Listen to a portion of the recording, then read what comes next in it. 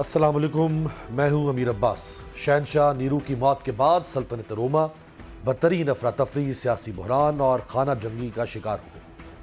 और सिर्फ एक साल के दौरान 4 शख्सियात गाल्बा, ओथू, वेटिलियस और वेस्पेसियन इक़्तिदार के दावेदार बनकर सामने आए। वसीओ अरीज रोमन एम्पायर सियासी कशमकश की वजह से बदमनी और मुआशी मसाइल का शिकार हो चुकी थी और अवाम सख्त बेजार हो चुकी थी। तहम इन सब में वेस्पेसियन एक ऐसा लीडर था जो किसी शाही सियासी खानदान से ताल्लुक नहीं रखता था, लेकिन उसने अपनी ज़ाती कोशिश और सलाहियत से रियासत के लिए कई शानदार कामयाबियां समेटी और वो काउंसिल के ओहदे पर फायज हुआ। वेस्पेसियन के तर्ज अमल की वजह से सियासी तबकात, फौज और आम शहरियों में उसकी मकबूलियत बढ़ने लगी। सन 69 बाद अज़ मसीह में जब रोमी सल्तनत सियासी बहरान और बदमनी का शिकार हुई तो रोमी फौज के एक बड़े हिस्से ने वेस्पेसियन को शहनशाह नामजद कर दिया। उसने मुआशी बहरान से निपटने के लिए इस्लाहात की और रोजगार की फौरी फराहमी के लिए मुख्तलिफ इकदाम किए, जिनमें कई इमारतों के अलावा रोम की मशहूर ज़माना इमारत क्लोसियम की तामीर का प्रोजेक्ट शुरू किया, जिससे हज़ारों लोगों को रोजगार मिला। वेस्पेसियन ने फौरी तौर पर रोमी सूबों के तमाम गवर्नर्स के साथ मुज़ाकरात करके इख्तलाफात का खात्मा किया, जबकि सेनेट को भी मजबूत किया, जिसके बाद एक नए रूम के दौर का आगाज हुआ। उसने सादा तर्ज ज़िंदगी इख्तियार की।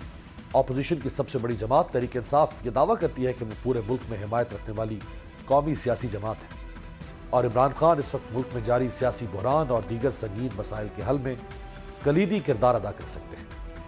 इसलिए हुक्मरान जमातें और इस्टेब्लिशमेंट अपोजिशन को भी स्पेस दे ताकि कौमी इत्तफाक राय से आगे बढ़ा जाए। इस हवाले से पीटीआई के एस्टैब्लिशमेंट से मुज़ाकरात और इमरान खान को डील की पेशकश की खबरें सामने जरूर आती है, लेकिन बर्फ पिघलती दिखाई नहीं देती। दूसरी जानिब पीटीआई का शिकवा है कि उसे दीवार से लगाया जा रहा है, जबकि अदालती अहकामात के बावजूद पार्टी रहनुमाओं हत्ता के इमरान खान की फैमिली के अफराद को भी उनसे जेल में मिलने नहीं दिया जाता। हमारे साथ मौजूद हैं पाकिस्तान तहरीक इंसाफ के रुकन सेनेट जनाब डॉक्टर हुमायूं मोहम्मद साहब। बहुत बहुत शुक्रिया डॉक्टर साहब आपके वक्त का। डॉक्टर साहब, आज इमरान खान से अडाला जेल में मुलाकात का दिन था। मुलाकात के लिए फैमिली मेंबर्स और पार्टी रहनुमा अडाला जेल पहुंचे, लेकिन उनमें से ज़्यादातर को नाके पर रोक दिया गया, जिसके बाद फिर कारकुनान और पुलिस में कशीदगी हुई। वहाँ मीडिया को कवरेज से रोका गया, मीडिया को भी धक्के दिए गए, उन्हें भी गिरफ्तार करने की कोशिश की गई और बाद अज़ां ये खबर आई कि पुलिस ने इमरान खान की तीनों बहनों और जो बाकी आपके लीडर्स हैं उन्हें गिरफ्तार कर लिया। क्या इस पर तहरीक इंसाफ का रद्द-ए-अमल होगा? बिस्मिल्लाहिर्रहमानिर्रहीम, इय्याका नअबुदु व इय्याका नस्तईन। देखिए, इस तरह की बात पे हर डेमोक्रेटिक आदमी का एक रिएक्शन होगा कि कितनी बड़ी फस्तायत है। अच्छा, अब ये फस्तायत आप या मैं नहीं कह रहे, ये फस्तायत दुनिया कह रही है कि जब हम इकोनॉमिस्ट इंटेलिजेंस यूनिट वाले कहते हैं, वो 4 हिस्सों में डिवाइड करते हैं कि जहां पे अथॉरिटेरियन यानी फस्तायत, या फिर हाइब्रिड डेमोक्रेसी, या फिर फ्लॉड डेमोक्रेसी, और या फिर फुल डेमोक्रेसी, तो इसको पॉइंट्स देते हैं। फस्तायत में जो लोग आते हैं उसमें अथॉरिटेरियन रिजीम, बादशाहत होती है, या फिर आपका मार्शल लॉ होता है, और या इस किस्म की चीजें होती है कि जहां पे आपको क्रश किया जाता है, सिविल लॉज को या सिविल लिबर्टीज को क्रश किया जाता है। मैं आपको याद दिलाना चाहता हूं कि पाकिस्तान में जो मार्शल लॉ रिजीम थी, जैसे ज़ियाउल हक और मुशर्रफ के जमाने में थी, तो 4 से नीचे पॉइंट्स को फस्तायत के दायरे में डाला जाता है। तो मुशर्रफ को 3.92 का पॉइंट्स दिए थे और ज़ियाउल हक के मेरे ख्याल में वो 3.1 या 3.2 या समथिंग लाइक दैट उतना टाइम दिया गया था, उतने पॉइंट्स दिए गए थे। और आपकी इत्तला के लिए कि प्रेजेंट रिजीम को 2.83 या 2.82 पॉइंट्स मिले हैं। दैट मीन्स ये उन 2 मार्शल लॉ के दौर से ज्यादा बड़ी फस्तायत का दौर है। ये मैं नहीं कह रहा, ये एक इंटरनेशनल इदारा कह रहा है।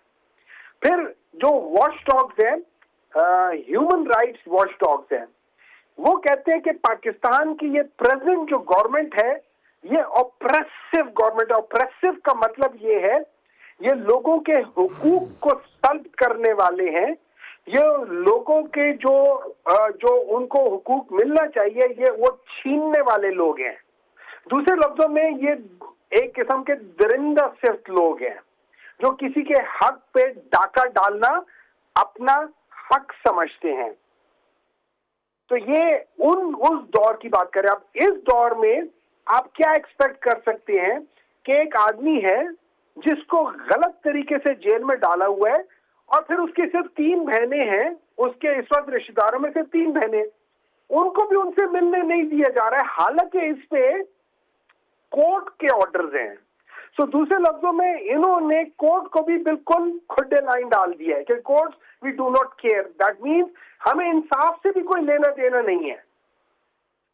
اب اس میں آفرین ہے ان 3 بہنوں پہ, اور میں یہاں پہ ایک بات کرنا چاہتا ہوں کہ جب 3 بہنوں میں سے ایک کو سنگل آؤٹ کیا تو باقی 2 نے انکار کر دیا ملنے سے. دیٹ مینس ان کی یونٹی بتاتی ہے کہ how good they are, and I wish we could have learn from them. Right. Doctor صاحب یہ فرمائیں کہ رانا ثناء اللہ کہتے ہیں کہ اسٹیبلشمنٹ یا دیگر جماعتوں سے پی ٹی آئی کی بات چیت میں جو سب سے بڑی رکاوٹ ہے وہ عمران خان کا یا پی ٹی آئی کا سوشل میڈیا ہے. کیا ایسا ممکن ہے کہ آپ کچھ دن کے لیے پارٹی دیکھیں, آپ کا میسج پہنچ چکا ہوا ہے, لوگوں کو سب پتہ ہے کہ اس ملک میں کیا ہو رہا ہے, کیسے ہو رہا ہے, یہ روز بتانے کی ضرورت بھی نہیں ہے. کیا مذائقہ ہے کہ اگر آپ 2-4 ہفتے 2-4 مہینے کے لیے سوشل میڈیا کو شٹ ڈاؤن کر دیں اور یہ جو اعتراض ہے یہ بھی حجت تمام کر دیں کہ ہاں ٹھیک ہے اس سے مسئلہ تھا, بند کر دیا, آپ کیا چاہتے ہو؟ دیکھیں میں آپ کو ایک چیز سمجھا دیتا ہوں. پہلے ہم لوگ سمجھ لیں کہ سوشل میڈیا ہے کیا. ٹھیک ہے, دیکھیں ایک ہے اسٹریم لائن میڈیا, جیسے ابھی آپ کا یہ پروگرام چل رہا ہے, یہ اسٹریم لائن ہے, مین اسٹریم لائن ہے جس میں آپ ٹی وی پروگرام چلاتے ہیں. اچھا پھر آپ کو پتہ ہے آپ اسی پروگرام کو آپ اپلوڈ کر دیتے ہیں یا ٹویٹر پہ یا اپلوڈ کر دیں یوٹیوب پہ تاکہ لوگوں کو اس کی رسائی ہو. اب یہ سوشل میڈیا ہے جہاں پہ مینس ان ادر مینس کہ جیسے کسی زمانے میں گاؤں کا چوراہا ہوتا, وہاں پہ ایک آدمی جو پڑھا لکھا ہوتا تھا وہ بیٹھ جاتا تھا, وہ اخبار پڑھ کے جو باقی جو لوگ ہوتے ان کو بتاتا تھا, پڑھ کے اور اپنا اوپینین دیتا تھا, وہ ساری چیزیں, تو وہ ایک کنٹرول ہوتا تھا. اب کیا ہے سوشل میڈیا مینس کہ وہ بات جو اخبار میں اور ان پڑھ لوگ نہیں سمجھ سکتے تھے, اب وہ بات ویڈیو کے ذریعے سے, ٹک ٹاک کے ذریعے سے, یوٹیوب کے ذریعے سے ہر ایک انسان چاہے وہ پڑھا لکھا ہے یا نہیں ہے اس کے پاس جا رہی ہے, اور وہ اس میں سے اپنا خود ایک وہ کیا کہہ سکتے ہیں انالیسس کر کے اس کو بتا سکتا ہے. اب اس سوشل میڈیا میں 2 چیزیں, ایک آپ کا آفیشیل چینل ہے, ایک وہ لوگ ہیں جو آپ کو پسند کرتے ہیں یا آپ کو ناپسند کرتے ہیں. چلیں دیکھیں جو بات میں بالکل آپ کی بات بڑی کلیئرٹی سے سمجھ میں آ گئی. دیکھیں ایک تو یہ ہے کہ جو معیار آپ بات کر رہے ہیں اب سے کچھ دیر کے بعد یہ سوشل میڈیا پر بھی ہوگا. اس وقت ریاست کو پرابلم ہے تحریک انصاف کے والنٹیئر سے یا فری لانسر سے یا ان کے آفیشیل میڈیا سیل سے یا خود عمران خان کے اپنے سوشل میڈیا سے. جہاں تک آپ یہ پارٹی کوشش کر سکتی ہے کہ ٹھیک ہے اگر یہ ایک پوائنٹ ہے جو بون آف کنٹینشن بنا ہوا ہے, اس ایک پوائنٹ کی وجہ سے ہم چلیں یہ بہانہ تو دور کریں نا کم از کم. بالکل آپ دوسرے لفظوں میں آپ یہ کہہ دیں کہ جی ہم چاہتے ہیں کہ ہم آپ کی جو آواز ہے اس کو بالکل بند کر دیں. وہ تو پہلے بھی بند ہی ہے, لیکن چلیں یہ بھی تھوڑے دن بند کر لیں. یہ آپ نے خود ہی بند کر دی, خود ہی آن کر دی ہے نا, یہ کسی نے تو آن آف نہیں کر. نہیں دیکھیں ایک بات یاد رکھیں, جو پاکستان تحریک انصاف کا سوشل میڈیا ہے وہ آپ کا آفیشیل ٹویٹر اکاؤنٹ ہے یا آپ کا آفیشیل جو بھی چینل ہے وہ ہے, اس سے پرابلم ان کو نہیں ہے. پرابلم یہ ہے کہ پاکستان تحریک انصاف کے فالوور پوری دنیا میں سب سے زیادہ ہیں. آپ کے انٹرنیشنلی 99% لوگ ہیں وہ پی ٹی آئی کو فالوور ہیں. اب وہ لوگ جو ہیں وہ جب میں ایک بات کرتا ہوں تو میرے ہاں میں ہاں ملانے والے ٹھیک ہے آپ کے ساتھ ہاں میں ہاں ملانے والوں سے کوئی 50 گنا زیادہ ہے. اب آپ کی یہاں پہ سڑنی شروع ہو جاتی ہے ٹھیک ہے کہ یار ہمایوں کے اتنے کیوں فالوورز ہیں, یعنی اسٹیٹ کا نیریٹو جو ہے. اب یہ یاد رکھیں, ایک بات یاد رکھیں, فالوور تو اس کے زیادہ ہوں گے جو سچ بولتا ہے. جھوٹ کے فالوورز ہمیشہ سے کم ہوتے ہیں, سچ کے فالوورز ہمیشہ سے زیادہ ہوتے ہیں, اور سچ جب کڑوا ہوتا ہے تو زیادہ زور سے لگتا ہے. لیکن میں ڈاکٹر صاحب میں یقین سے کہہ سکتا ہوں کہ اگر عمران خان صاحب کے اپنے ٹویٹر اکاؤنٹ سے یا ایکس اکاؤنٹ سے یہ میسج چلا جائے, اگر پارٹی یہ فیصلہ کرے، پہلی بات تو یہ نا کہ اگر عمران خان یہ میسج دے دیں کہ اگلے فار ایگزامپل فار نیکسٹ 4 ویکس میرا کوئی سپورٹر، ووٹر، سمپتائزر، مجھے کوئی پسند کرنے والا وہ دنیا میں جہاں پر بھی ہے، میں اس سے ہاتھ جوڑ کے گزارش کر رہا ہوں کہ صرف یہ اس کی وجہ سے ہم پھنسے ہوئے ہیں، آپ اگلے 4 ہفتے میرے بارے میں کچھ کامنٹ نہیں کریں گے یا اس ملک میں جو ہو رہا ہے کامنٹ نہیں کریں گے، تو لوگ رک جائیں گے. سر جی عمران خان کو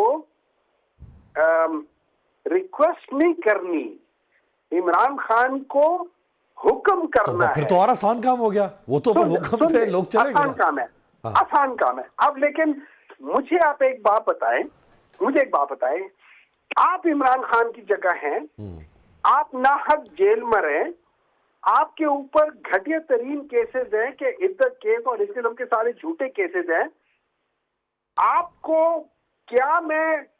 کو ایک ایشورٹی چاہیے کہ ٹھیک ہے میں اپنے فالوورز کو کہہ سکتا ہوں کہ ہولڈ آن، لیکن آپ میرے لیے کیا کر رہے ہو؟ ایگزیکٹلی یہ تو دیکھیں نا، یہ تو پھر اسی ڈیل میں یہ معاملہ طے پائیں گے نا، کیونکہ وہ تو ریاست پر. اس ڈیل میں مجھے ایک بات بتائیں، اب میں اور آپ بیٹھے ہیں، آپ اینکر ہیں، آپ کے پاس طاقت ہے، آپ میری آواز بند بھی کر سکتے ہیں، آپ میری تصویر ہٹا بھی سکتے ہیں، میری تصویر لگا بھی سکتے ہیں، مجھے ٹائم 1 منٹ کا دے دیں، مجھے ٹائم 10 منٹ کا دے دیں، اختیار آپ کے پاس ہے. تو اصولاً اور طریقہ بھی ہے کہ پہل تو آپ کی طرف سے آنی چاہیے نا. میں تو آلریڈی مظلومیت کی طرف ہوں نا، میں تو آلریڈی آپ نے مجھے دیوار کے ساتھ لگایا. اب آپ کہتے ہو نہیں اس دیوار سے میں تمہیں توڑ کے دوسری طرف نکال لوں گا، لیکن تم نے اس نہیں کرنا. صحیح ہے. آخر میں ڈاکٹر صاحب، آپ کے کولیگ اور پاکستان کے سینئر سیاستدان پیپلز پارٹی کے سینیٹر تاج حیدر صاحب کا اب سے کچھ دیر پہلے انتقال ہو گیا ہے، اور وہ اس پریولیج کمیٹی کو بھی شاید ہیڈ کر رہے تھے جس پریولیج کمیٹی میں یوسف رضا گیلانی صاحب نے اعجاز چودھری کا معاملہ اور اون عباس بپی کا معاملہ شاید بھیجا تھا. تو آپ اپنے کولیگ کو اگر یاد کرنا چاہیں تو. دیکھیں جی، بہت میرا دل خفا ہوا ہے. ابھی آپ کے اس سے کوئی 10-15 منٹ پہلے مجھے وہ میسج آیا تھا اور میرا بہت دل خفا ہوا ہے. اس کی ایک وجہ تھی، ایک وجہ یہ تھی کہ اللہ بخشے تاج حیدر صاحب ان چند پیپلز پارٹی کے بااصول لوگوں میں سے تھے. زیادہ تر پیپلز پارٹی میں بااصول لوگ نہیں ہیں کہ جنہوں نے، میں پارلیمنٹری کمیٹی کا چیئر ہوں اور وہ پارلیمنٹری جو افیئر کی کمیٹی ہے ان کے ممبر ہیں، اس میں انہوں نے برملا اوپنلی کہا تھا کہ جو سی سی آئی کی میٹنگ بلائی گئی تھی 2023 میں وہ انکانسٹیٹیوشنل تھی اور غلط تھی، اور اس وقت سامنے کی ٹیبلز پہ الیکشن کمیشن والے بیٹھے ہوئے تھے.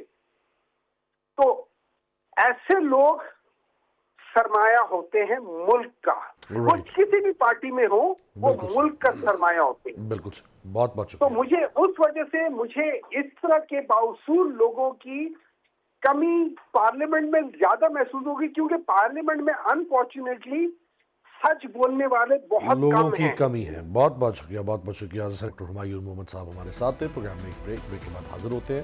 حکومت کے اہم اتحادی ہمارے ساتھ.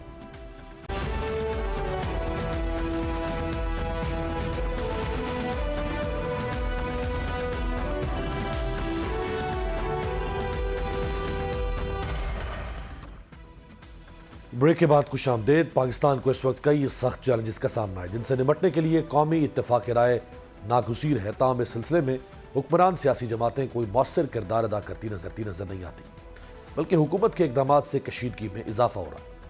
ایک طرف ملک میں افغانستان سے آنے والی دہشت گردی کی لہر میں تیزی آئی ہے، دوسری طرف سیاسی کشیدگی بڑھ رہی ہے. نون لیگ کے سابق اتحادی اختر مینگل بلوچستان میں سراپا احتجاج ہیں. گوادر میں حق دو تحریک کے احتجاج کی وجہ سے دفعہ 144 نافذ ہے. سندھ میں 10 جماعتیں نہروں کے معاملے پر احتجاج کر رہی ہیں اور جماعت اسلامی بھی اسلام آباد مارچ کا اشارہ دے رہی ہے. اسی طرح آج اپوزیشن کی سب سے بڑی جماعت تحریک انصاف کے بعض اہم رہنماؤں اور عمران خان کی تینوں بہنوں کی اڈیالہ جیل کے باہر سے گرفتاری کی خبر سامنے. اسٹیبلشمنٹ کے قریب سمجھے جانے والے فیصل واڈا یہ دعویٰ کر رہے ہیں کہ بیرونی طاقتوں کے ہاتھوں کھیلنے والے ملک دشمن عناصر کے خلاف جلد ڈنڈا چلے گا اور ان کی گرفتاریاں ہوں گی۔ اگر یہ کشیدگی جاری رہی تو حالات مزید خراب ہو سکتے ہیں، لیکن پیپلز پارٹی اور حکمران جماعت مسلم لیگ نون کی جانب سے سیاسی درجہ حرارت کم کرنے کے لیے کوئی عملی کوشش کرتے نظر نہیں آتے۔ یہاں سوال یہ ہے کہ کیا اہم ترین جو مسائل ہیں اس وقت، ان کے حل میں ناکامی سے حکمران جماعتوں کی کریڈیبلٹی ختم نہیں ہو رہی؟ کیا نواز شریف، بلاول بھٹو، مولانا اور عمران خان سمیت دیگر بڑے سیاسی رہنماؤں کو قومی اتفاق رائے کے لیے ایک میز پر بیٹھنا چاہیے؟ اور اگر بیٹھنا ہے تو یہ کون ان کو بٹھا سکتا ہے؟ کیا اپوزیشن سیاسی جماعتوں کے خلاف جارحانہ رویہ بھی ہارڈ سٹیٹ پالیسی کا حصہ ہے؟ ہمارے ساتھ موجود ہیں پاکستان مسلم لیگ ضیاء کے سربراہ رکن قومی اسمبلی جناب اعجاز الحق صاحب۔ بہت بہت شکریہ اعجاز صاحب آپ کے وقت کا۔ یہ جو آج ایک تو ملاقات نہیں کرنے دی جا رہی کئی ہفتوں سے عمران خان صاحب کی بہنوں کو، اور اجازت بھی ہے، عدالتیں حکم دیتی ہیں، اب تو اسلام آباد ہائی کورٹ بھی تقریباً اس کی کمپوزیشن وہی ہے جو ریاست چاہتی تھی، ان کے فیصلے بھی آ رہے ہیں کہ ملاقات کرنے دیں، ملاقات نہیں ہونے دی جاتی۔ اگر وہ وہاں احتجاجاً کچھ دیر بیٹھنا چاہتے ہیں، رکنا چاہتے ہیں، تو کون سی افتاد آ رہی تھی؟ کیوں اس طرح سے یہ ٹاکسیسٹی کیوں بڑھائی جا رہی ہے؟ دیکھیں، بات تو آپ کی بہت سی ایک حد تک بالکل صحیح ہے کہ زیادہ تر جو ہم نے مسائل اپنے کھڑے کیے نا وہ خود ساختہ ہیں، اور خود ساختہ مسائل جو ہیں ان کو کھڑا کرنے میں موجودہ حکومت ماہر ہے۔ اور اس میں کہ دیکھیں، اب یہ نہروں کا مسئلہ آپ نے بات کی، اڈیالہ کے باہر دو بہنوں کا بیٹھنا کسی شادی ہال میں جو کہ جیل سے بھی دور تھا، اور پھر وہاں پہ لوگوں کا اکٹھا ہونا، یہ ہم دیکھ رہے تھے، آج ٹی وی کے اوپر بھی بتا رہے تھے وہ لوگ۔ تو اس میں یہی بات ہے کہ جب کورٹس نے کہا کہ ملاقات ہونی چاہیے تو ملاقات ہونی چاہیے۔ اس میں کون سی کوئی قیامت آ جائے گی ملاقات کرنے سے، یا کوئی بہت بڑی یہاں باہر کیا آپ کو نہیں آگ لگتا لگ جائے گی؟ اعجاز صاحب، سوری، کیا آپ کو نہیں لگتا کہ ملاقات کر کے جب باہر آتی ہیں بہنیں یا وکیل، اور وہ باہر آ کے اگر عمران خان کی سٹیٹمنٹ کوٹ کر دیتے ہیں، اس سے زیادہ بدنامی یا ڈیمیجنگ یہ کام ہوتا ہے یہ جو اب ہم کر رہے ہیں؟ بالکل نہیں، میں آپ کی بات سے اتفاق کر رہا ہوں، اور میں یہ کہہ رہا ہوں کہ اندر سے جو آگے باہر کوٹ کرتے ہیں، دیکھیں وہ اب زمانہ نہیں ہے جس طرح پہلے ہوتا تھا کہ لوگ سڑکوں پہ نکل آتے تھے یا لانگ مارچ کر رہے تھے پشاور سے، تو لوگ دنیا اکٹھی ہو جاتی تھی۔ اب آہستہ آہستہ یہ چیزیں بھی فزل آؤٹ ہو رہی ہیں، اور اب حکومت اس کو بجائے اس کا فائدہ اٹھانے کے، دیکھیں نا، اور ان کو بھی چاہیے تھا تھوڑا سا کہ ایک طرف یہاں پر وہ کانفرنس ہو رہی ہے منرلز کی، دوسری طرف آپ اس قسم کا پولیٹیکل معاملات کو خرابی دکھا کر تو پھر لوگوں کو بھگانے کی کوشش کر رہے ہیں، جس طرح کہ جعفر ایکسپریس پر حملہ ہوا اور دیگر معاملات ہوئے۔ تو اس کے لیے میں یہ سمجھتا ہوں کہ چلیں، حکومت تو ہے، کیونکہ آپس میں بھی کوئی کولیشن جو ہے پارٹنرز، جس میں ہمیں بھی آپ کہتے ہیں کہ منی بدنام ہو گئی ووٹ دے کر، تو کوشش تو ہم کر رہے ہیں کہ لیکن جب آپ کے اپنے کولیشن کے اندر ہی اتفاق رائے نہیں پیدا کر سکتے، آپ تمام جماعتوں کو جو پارلیمنٹ کی ان کو ایک بٹھا سک رہے، اور ایک نیشنل کنسنسس نہیں ایوالو کر سکتے، تو پھر میرے خیال میں حکومت کی ریٹ تو ختم ہوگی نا وہاں پہ۔ یہ تو یعنی جو ہم دیکھ رہے ہیں کہ نہ ملاقات کرنے دینی ہے، نہ ضمانتیں ہونے دینی ہے، نہ ہی جلسہ کرنے دینا ہے، نہ سیاست کرنے دینی ہے، نہ پریس کانفرنس کرنے دینی ہے، کچھ بھی نہیں کرنے دینا نا، یعنی طے ہے کہ کچھ بھی نہیں کرنے دینا۔ تو اس کا مطلب ہے جب تک عمران خان نامی شخص زندہ ہے کچھ بھی نہیں کرنے دینا، تو یہ تو ایک عجیب قسم کی پھر صورتحال ہوگی۔ دیکھیں، وہ ایک پولیٹیکل معاملہ ہے، نیشنل کنسنسس ہونا چاہیے، اس میں ان کی جماعت کو بھی شامل کرنا چاہیے، عمران خان صاحب ہوں کہ نہ ہو، لیکن ان کے کنسنٹ کے ساتھ۔ جس طرح پچھلی دفعہ میٹنگ ہوئی تھی تو انہوں نے کہا تھا ہماری ملاقات کروا دیں، تو ملاقات میں کوئی حرج نہیں تھا میرے نزدیک، میں کرا دینی چاہیے تھی۔ کیا اگر وہ اپنی بات ہی کرتے نا وہاں پہ، تو وہ گنڈا پور صاحب نے بھی بات کر دی تھی اپنی جو کرنی تھی، اور سخت لہجے میں کی، جو اپنی مطلب کی وہ بات کنوے کرنا چاہ رہے تھے انہوں نے کنوے بھی کر دی۔ لیکن بہت سے ایسے مسائل ہیں جس کے اندر بیٹھنے کی ضرورت تھی۔ اب یہ جو سندھ کا مسئلہ شروع ہوا ہے نہروں کا، جس دن سے یہ معاملہ شروع ہوا ہے اس دن سے یہ بات چل رہی ہے کہ جی بیٹھیں گے، بات کریں گے، سمجھائیں گے، سمجھیں گے، لیکن کچھ بھی نہیں ہو رہا. حالانکہ یہ ہوا کہ پیپلز پارٹی غائب ہوتی جا رہی ہے وہاں پہ، اور جو تھوڑی سی ہارڈ لائن لینے والے لوگ ہیں یا نیشنلسٹ لوگ ہیں، وہ اب ایک پلیٹ فارم پہ کھڑے ہو رہے ہیں، جو کہ بہت سے بیچ میں حکومت کے پرو بھی تھے، ان کے ساتھ زیادتی کی ہے. جیسے میں اگزامپل دیتا ہوں مصطفیٰ جتوئی صاحب کا. جتوئی صاحب کو 5-6 دفعہ مطلب اریسٹ کیا، پھر چھوڑ دیا، پھر دوسرے کیس میں اریسٹ کیا، پھر کسی چوری کے کیس میں اریسٹ کر دیا. تو آخرکار پھر وہ آدمی کہاں جائے، انہوں نے کہیں نہ کہیں تو پھر کھڑے ہونے. اور اس طرح جی ڈی اے جو کہ حکومت کی بڑی ایک ہم خیال جماعت تھی الیکشن سے پہلے، اور اس وقت کہ وہ ہم نوا نہیں بن سکے تو تھوڑے سے اختلافات تھے. پی ٹی آئی والے ان کو جا کر میری حکومت نے تکلیف نہیں کی صحیح. کہ ان سے پہلے جا کر ملتے. تو یہ ہے جہاں پر میرا خیال ہے کہ پولیٹیکل سوچ کی، پولیٹیکل اسٹریٹجی کی، پولیٹیکل حکمت عملی کا ایک بہت بڑا فقدان ہے. تو دیکھیں اعجاز صاحب، ہر حکمران، کوئی بھی، اگر آپ بھی حکمران ہو، کوئی بھی حکمران ہو، وہ چاہے، اس کی خواہش تو یہی ہونی چاہیے اور ہوتی ہوگی کہ اس کے لیے اقتدار پھولوں کی سیج ہو، وہ سکون سے، مزے سے ڈٹ کے اقتدار انجوائے کرے اور کوئی اس کو ریزسٹنس نہ آئے. یہ کیسا سسٹم ہے کہ بلوچستان میں بھی بد امنی اور بے چینی پھیلائی جا رہی ہے؟ یعنی ایک تو وہ ہے نا جو انڈیجنس وہاں پہ موومنٹس ہیں، ایک وہ ہے کہ جو آپ سیاسی لوگوں کے ساتھ کر رہے ہیں. سندھ ہے تو وہاں پہ بھی چھیڑ خانی شروع کر دی ہے. پنجاب جس کے بارے میں تانا دیا جاتا تھا کہ پنجاب کبھی کھڑا نہیں ہوتا، اس کو بھی کھڑا کر دیا ہے. تو اس سے حاصل وصول کیا ہو رہا ہے؟ دیکھیں بات یہ ہے کہ جو سوچنے کی بات ہے نا، وہ یہ میرے نزدیک وہ یہ ہے کہ آپ کی اکانومی نے بڑی مشکل سے اب وینٹیلیٹر سے اتر رہی ہے. یہ جب سے پی ڈی ایم آئی ہے اور جب سے رجیم چینج ہوا ہے، یہ وینٹیلیٹر پہ چڑھ گئی تھی، اور ابھی بھی آئی ایم ایف نے وینٹیلیٹر لگایا ہوا ہے، لیکن اب اترنے کی کوشش کر رہے ہیں، اتارنے کی کوشش کر رہے ہیں، اور حالات آہستہ آہستہ بہتر ہو رہے تھے. لیکن حالات بہتر کیسے ہوں گے جب تک آپ کے ملک کے اندر اسٹیبلٹی نہیں ہوگی؟ انویسٹمنٹ کیسے آئے گی جب تک کہ آپ کا سارا نیشنل کنسنسس نہیں ہوگا؟ کیسے ہوگی انویسٹمنٹ آئے گی، اکانومی بہتر ہوگی جب تک کہ لا اینڈ آرڈر جو ہے وہ کنٹرول نہیں ہوگا؟ تو یہ چیزیں ہیں جس پہ حکومت کی کو غور کرنے کی ضرورت ہے. اب یہ ہے کہ آپ جس طرح خان صاحب کا یہ ایک وتیرہ کہہ لیں یا ایک ان کی عادت تھی کہ انہوں نے سب کچھ ایک شخص پہ چھوڑ دیا تھا، جو اب جس کے بارے میں بہت کچھ، جن کے بارے میں کہا بھی جا رہا ہے کہ جی نمبر پورے کرنے ہیں تو ان کو کہیں، صحیح بات. کوئی بل پاس کر رہے ہیں تو ان کو کہیں، وہ آپ کے لوگوں کو فون کر رہے ہیں کہ جی پہنچو وہاں پہ، کورم پورا کریں اور آپ آگے ووٹ دیں. تو موجودہ حکومت بھی میرا خیال ہے کہ بجائے انیشیٹو لینے کے، بات چیت کرنے کے، ٹھیک ہے آپ بہت سی کانفرنسز کر لیں گے، لیکن ان کا باٹم لائن تو یہی ہے نا کہ ملک میں جب ایک بہتر ماحول ہوگا تو لوگ آئیں گے، انویسٹمنٹ کریں گے. ویسے اعجاز صاحب، وہ جس شخص کا آپ اشارہ دے رہے ہیں، وہ اگر وہ خیر جمہوری جرائم ہی تھے خان صاحب کے دور میں، تو اس کا تو کفارہ وہ ادا کر چکے، بلکہ اب بہت سارا ادھار ان پر نہیں چڑھ گیا؟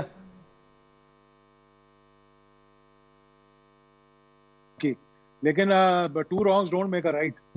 اگر وہ کوئی غلطی کر رہے تھے جس کے بارے میں احساس ہوا ہے کہ وہ غلطی ہے، اور آپ بھی اگر وہی غلطی کریں تو پھر تو معاملات ٹھیک نہیں نہ ہوں گے.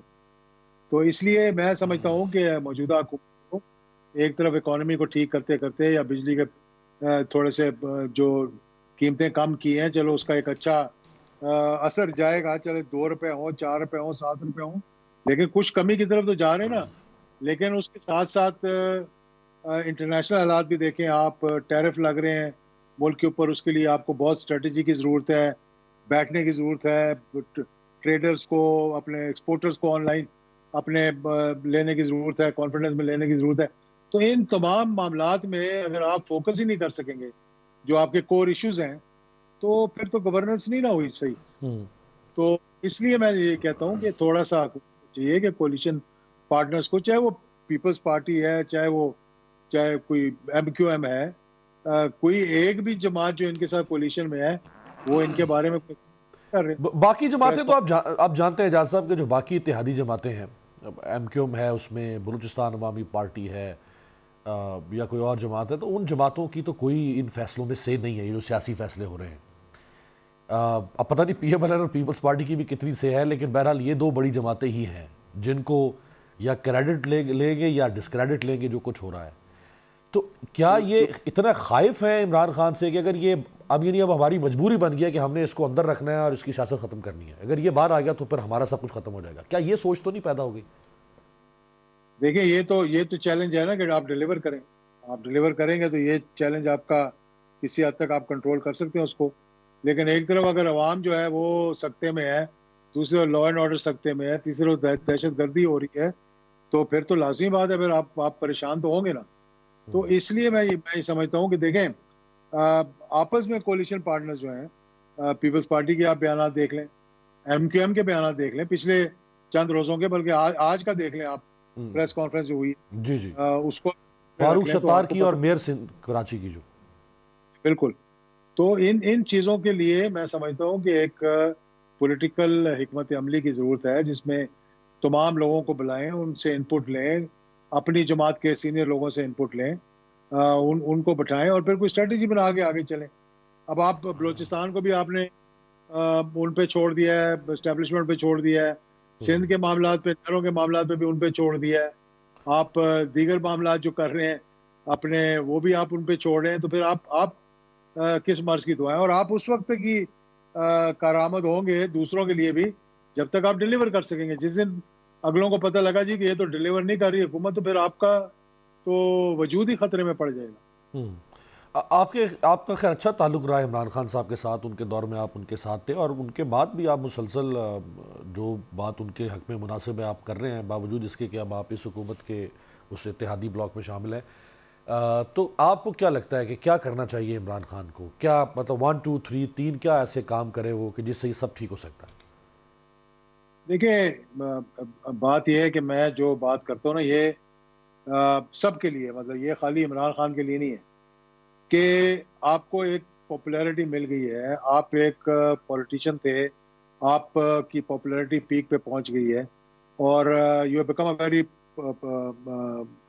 Popular political leader. لیکن اگر آج پولیٹیکل جو آپ کی پاپولیرٹی اس کو آپ کنورٹ نہیں کر سکتے تو پاپولیرٹی کس کام کی ہے؟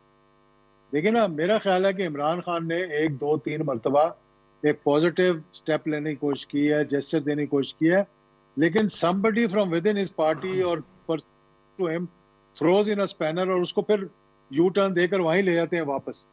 دیکھیں ایک پولیٹیشین جب اتنا پاپولر ہو جائے، ایک اس کو پھر یہ نہیں فکر ہونی چاہیے کہ میری پاپولیرٹی، میرا نیریٹو میرا کہاں جائے گا. اس کو یہ فکر ہونی چاہیے کہ میں ایک اسٹیٹسمین بن کے look beyond the other side of the wall اور ملک کی خاطر میں یہ کر رہا ہوں، تو آپ کی پاپولیرٹی کہیں بھی نہیں جائے گی.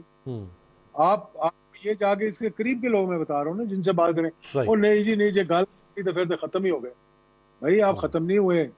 آپ ختم ہو سکتے، آپ ختم اس وقت ہوں گے جب آپ کو حکومت مل جائے گی اور آپ ڈیلیور نہیں کر سکیں گے. مطلب اس وقت الیکشن کرا دیے جاتے رجیم چینج کی جگہ تو وہی ریزلٹ آ جانا تھا چاہیے تھا، نہیں لے سکے وہ. ایگزیکٹلی. بہت بہت شکریہ، بہت بہت شکریہ. اعجاز الحق صاحب، سینئر سیاستدان، پاکستان مسلم لیگ کے سربراہ ہمارے ساتھ موجود تھے. پروگرام میں ایک بریک کے بعد اس وقت مشرق وسطیٰ میں امریکہ اور ایران کی جنگ کی افواہیں گردش کر رہی ہے. کیا صورتحال ہے؟ بریک کے بعد.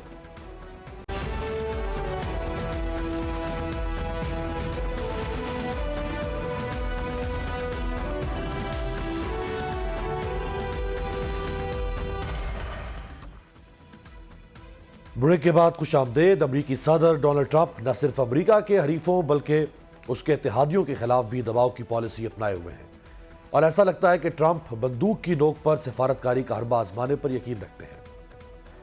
بین الاقوامی امور کے بعض ماہرین کا خیال ہے کہ ٹرمپ کی مشرق وسطیٰ اور ایران کے حوالے سے جارحانہ پالیسی کے نتائج تباہ کن ہو سکتے ہیں. اس وقت مشرق وسطیٰ میں جنگ کی چنگاریاں پھیلتی جا رہی ہیں کیونکہ امریکہ کی پشت پناہی کی وجہ سے صہیونی وزیر اعظم نیتن یاہو اپنے جنگی عزائم کی تکمیل میں گامزن ہے. ایران کیونکہ اسرائیل کے راستے کی سب سے بڑی رکاوٹ ہے، اس لیے نیتن یاہو انتظامیہ امریکہ کے ذریعے ایران پر دباؤ بڑھا رہی ہے، کیونکہ ایران کا پرامن ایٹمی پروگرام ان ملکوں کی آنکھوں میں کھٹک رہا ہے. گزشتہ روز اسرائیلی وزیر اعظم نیتن یاہو نے امریکی صدر ڈونلڈ ٹرمپ سے وائٹ ہاؤس میں ایک اہم ملاقات کی، جس کے بعد ٹرمپ نے نیتن یاہو کے ساتھ میڈیا کانفرنس میں دعویٰ کیا کہ ایران اور امریکہ کے درمیان جوہری معاملے پر براہ راست مذاکرات 12 اپریل کو عمان میں ہوں گے. ادھر ایران کے وزیر خارجہ عباس عراقچی نے بھی اس بات کی تصدیق کی ہے کہ مذاکرات ہوں گے، تاہم انہوں نے اسے بالواسطہ اعلیٰ سطحی مذاکرات قرار دیا. جس کی میزبانی عمان کرے گا۔ دوسری جانب ایران بھی امریکہ اور اسرائیل کے دباؤ کا سفارتی توڑ کر رہا ہے۔ اس سلسلے میں آج 8 اپریل ماسکو میں ایران، چین اور روس کے حکام کا مشترکہ اجلاس ہوا، جس میں ایران کے ایٹمی پروگرام اور اس پر عائد پابندیوں پر غور کیا گیا۔ یہ عالمی طاقتیں اس بات پر متفق ہیں کہ ایران کو پرامن ایٹمی پروگرام رکھنے کا مکمل حق حاصل ہے۔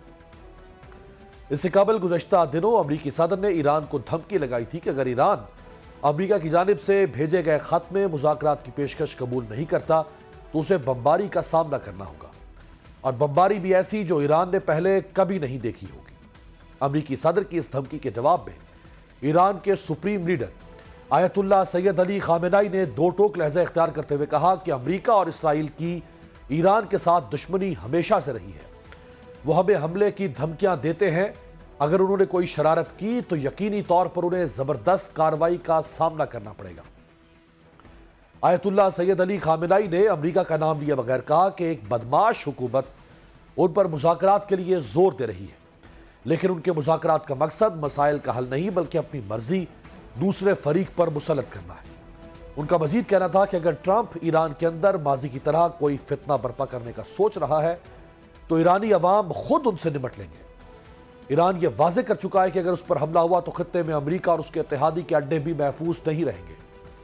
یہاں اہم بات یہ ہے کہ ایران نے عمان کے ذریعے امریکہ کے خط کا جواب دے دیا تھا، جس میں امریکہ کو بتا دیا گیا تھا کہ ایران براہ راست مذاکرات کو مسترد کرتا ہے، البتہ بالواسطہ بات چیت کا راستہ کھلا ہے، لیکن مذاکرات جاری رکھنے کا یا جاری رہنے کا انحصار امریکہ کے برتاؤ پر ہوگا۔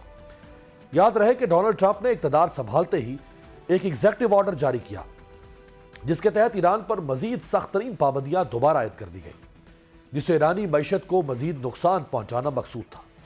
امریکہ اور مغربی طاقتیں ایران پر الزام لگاتی ہیں کہ وہ خفیہ طور پر جوہری ہتھیار بنانے کی صلاحیت حاصل کرنے کے لیے یورینیم کو اعلیٰ سطح پر افزودہ کر رہا ہے۔ تاہم تہران کا موقف ہے کہ اس کا جوہری پروگرام مکمل طور پر توانائی کے غیر فوجی مقاصد کے لیے ہے۔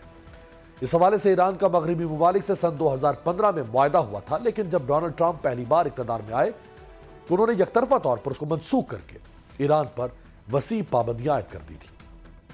اب سے ملاقات ہوگی کل، دیکھتے رہیے گا جمہوریت۔